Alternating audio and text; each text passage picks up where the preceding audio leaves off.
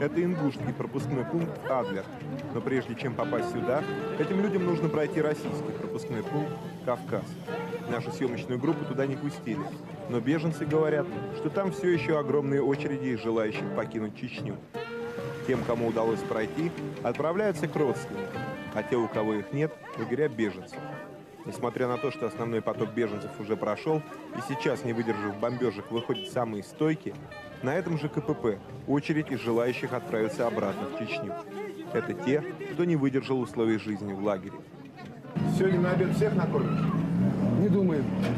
Потому что у нас затоплено 6 котлов из расчета на 2300 человек. А в лагере около 5000, если не больше. Сегодня, если одному блоку дали, там 6 блоков накормили, завтра остальные блоки будем кормить. А те, кому не досталось сегодня, как? Завтра. Сегодня на территории Ингушетии уже 200 тысяч беженцев, в основном чеченцы. Только в этом палаточном лагере с космическим названием «Спутник» 5000 человек. И несмотря на то, что еды на всех не хватает, за питьевой водой нужно отстоять большую очередь. Все деревья в окрестности были срублены на дрова, недостаток которых чувствуется особенно остро. Чтобы попасть сюда жить, еще 3000 человек стоят на очереди. Не хватает палаток. Статус беженца ловится? Нет. Не дают? Возвращают назад, домой, кто хочет вернуться. Какой дом, когда Россия долбает нас вовсю? Не ко времени для этих мест наступившая зима стала еще одним очень серьезным испытанием для беженцев. Многие вышли из-под обстрела в том, что было на них одето. Тогда еще было тепло. Сейчас настоящие морозы. Суп хочу называется. Вот. И на сколько человек это ведро? Это на 54. На 54 человека несем. Зачем нам, правда? Мы лучше дома сами бы готовили. Пошли. Спасибо. Вот у нас сейчас топить нечем, угля нету вообще.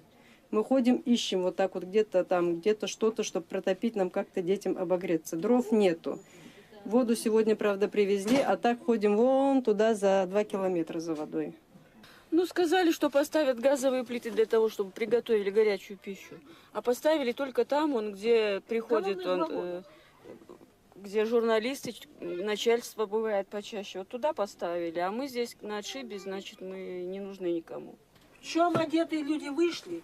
Деньги собирайте на уголь, на дрова. Это что за разговор? Где мы эти деньги возьмем? Вон, лежит ребенок, 6 месяцев ребенку. Вы посмотрите, как он укутан. Вот как его раздевать, этого ребенка, в этом холоде? Причем этот ребенок? Уже болеет. Приготовить детям даже питание мы не можем. Нам и не дают это питание. Надо идти где-то, свои вещи продаем, какие можем, и покупаем сами себе питание, чтобы детей прокормить. Продукты купим. А где готовить? И готовить здесь негде. Под снегом где будешь готовить? Вот видите, что они это кушают. Мы детям чай сейчас давали, просто пить. Вот что они могут хлебом. кушать. Вот Этот все, лук порезали. Снег Кипятка на окнах нет. лежит, прямо внутри, здесь в поезде снег лежит. Ну что, малыши, холодно? Холодно. А чем занимаетесь? Играете? Играем. Нравится вам здесь? Нравится. Где лучше, дома или здесь? В поезде? Дома. А в поезде интереснее. А зачем?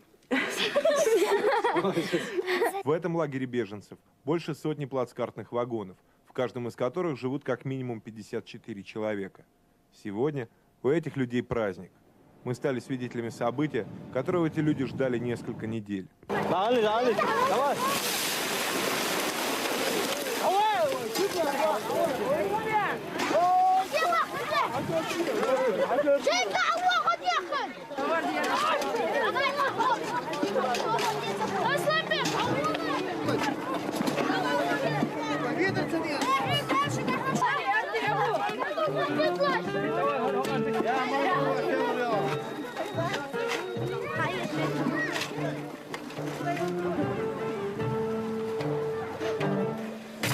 Хороший уголь, да? Отличный. Это такого мы не ожидали. Дефицит угля здесь, да? Очень дефицит, очень дефицит. Вот с 1 числа второй раз только привозят, октября. Вы проводник, да? Да, я сам проводник, в которого живут у меня люди. Вот. Откуда вы? Из Москвы. Московский резерв. И сколько вы здесь уже? С 1 октября. С 1 октября. С 1 октября. С 1 октября. Мы пригнали эти вагоны, вот, заселили это, пассажиров. Через 2 недели нас сменили, считай, на 3-ю неделю. Мы отдохнули и через 2 недели опять приехали к своим же пассажирам. Ну тяжело же здесь. Зачем приехали второй раз? Да как-то людям тоже тяжело, а если не мы, кто-то должен помочь им в этой беде. Это самый лучший проводник. Это самый лучший проводник в этом составе. Второй раз приехал, доказывает, что настоящий человек. Делает возможное невозможное. Ночью не спит. Вот стараемся как-то помогать людям, пережившие бомбежку, войну. Ну вы думали так вот, когда сюда ехали, что такое увидите? Нет, конечно. Все как-то представлялось в другом цвете. Пропаганда, реальные эти обстановка. Это в газетах, в журналах, телевидении. А то, что мы реально увидели, это совсем другое. Поговорили с людьми, пожили вместе с ними. Это одну кашу едим, одну баланду. В полной мере ощутить на себе жизнь беженцев, пожалуй, смогли только проводники российской железной дороги. Их задача – обеспечить тепло в вагонах. Конечно, если есть уголь. А в основном быт проводников ничем не отличается от их пассажиров. Им дают пайки, там что-то. Мы-то вообще приехали на 2 недели. Наше все кончилось. Нам дают хлеб. Но это все равно хорошо к вам, потому что все-таки вы приехали помогать сюда, да? Они нас Как хорошо, да, они действительно терпят того, нас. что мы... У нас даже вот дети, им по 5-6 лет, они поют песню. Мы подрастем, мы русским отомстим. Понимаете? Вот там поют каждый день. Мы приходим, они вот встанут. Да, берегись, Россия. Мы встанем, вот стоим вот здесь, вот они стоят около нас и поют, нам напевают на русском языке. А про народ-то нельзя так говорить на самом деле. Что все такие прямо... Про всех, конечно, нельзя. Они сколько воюют, конечно, все уже устали, все... Действительно, все устали. И больше всего от неизвестности. Сколько еще продлится война? Большинство, впрочем, уверены, что вернуться домой предстоит не скоро. Поэтому обустраиваются всерьез. Грозненские учителя, например, собрали свой педколлектив и открыли школу. Благо, со всем необходимым помогли власти. Дали даже 11 палаток по числу классов. У многих детей нет чего одеть. Утром холодно. В палатках не всех топят. Здесь у нас тоже холодно. Это надо понимать тоже. 5 прошло. Открой 1, 2, А и занимайся. Мел я вам сегодня принесла. Тетради, ручки я вам сегодня. Что холодно. Почему палатку не окопали? Я сказала, придите родителям, окопаем палатку. Это мы сделаем. Как мы, говорит, в холод посадим детей? Они весь день у них на улице играются в холоде. И ничего. Немножко умственно тоже им надо поработать.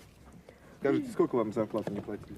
С 93-го года, 93-й, 96-й, 97-й, 98-й, 99-й. Все. А почему ходили на работу, если денег не платят? Ну, детям надо учиться. Это наше будущее. Я тот раз рассказала. Это будущее наше. Вот мои дети ходят, тоже учительница приходит, бесплатно их обучает. И мы на это не смотрели и бесплатно работали. 2 смены. В холод. Зимой холодно, вот как на улице. С 95-го года неотапливаемое помещение. И мы, и дети мерзли. И что интересно, и сами дети приходили. 30-35 человек в классе. И мы работали.